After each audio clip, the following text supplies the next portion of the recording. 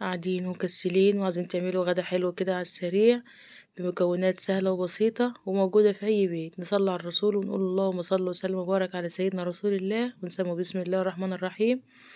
طبعا دي فاصوليا كنت نقعاها ليلة في مية سخنة. هبدأ بقى ان انا اسلقها لحد ما تستوي معايا 3/4 سوا كده. تمام. هجيب حلة بقى احطها على النار واحط فيها مادة دهنية، زيت وسمنة، واحط فيها بصلة مفرومة ناعم بالشكل ده، واقعد اقلبها كده لحد ما تاخد لون معايا بالشكل ده. تمام. بصلة اصفرت هحط عليها فصين توم مفرومين ناعم بالشكل ده، اقلبها كده لحد بقى ما ريحة التوم تطلع كده وتاخد لون معانا بسيط. ابدأ ان انا احط صلصة الطماطم او عصير الطماطم. تمام كده لحد ما يتسبك معايا. تمام كده هحط البهارات بتاعتي عبارة عن ملح فلفل كمون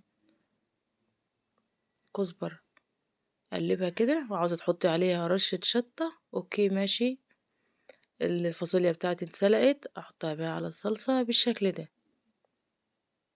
تمام كده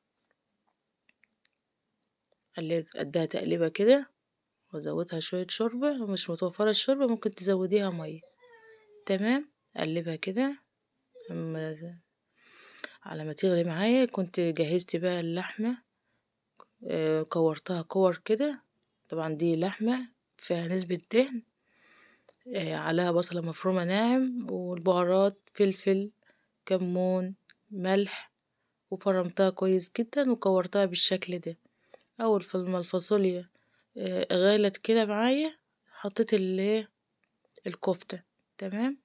اديها غلوة كده على النار كمان من غير ما اقلبها.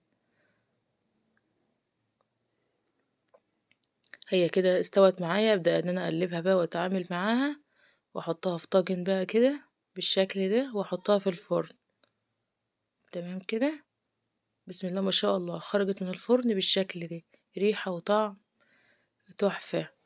ودعم بقى للفاصوليا بالطريقة المعتادة بتاعتنا اللي هنعملها باللحمة مثلا. دي بقى بالكفتة، أطعم فاصوليا بكفتة زي كفتة الحاتي كده طعمها جميل مع الفاصوليا. قدمتها بقى مع رز بالشعرية، هتاكلها مع عيش بالطريقة اللي انتي حباها. وكنت حطيت على الصلصة قرن شطة وقرن فلفل عشان يديها طعم كده وريحة جميلة. وصفة سهلة وجميلة وبطريقة بسيطة جدا. بسم الله ما شاء الله. ما تنسينيش بقى بدعوة حلوة اما تعملي الطريقة وتجربيها. وما تنسينيش باللايك والشير وسبسكرايب للقناة عشان يوصلك كل جديد. واترككم على خير في فيديو جديد، والسلام عليكم ورحمة الله وبركاته.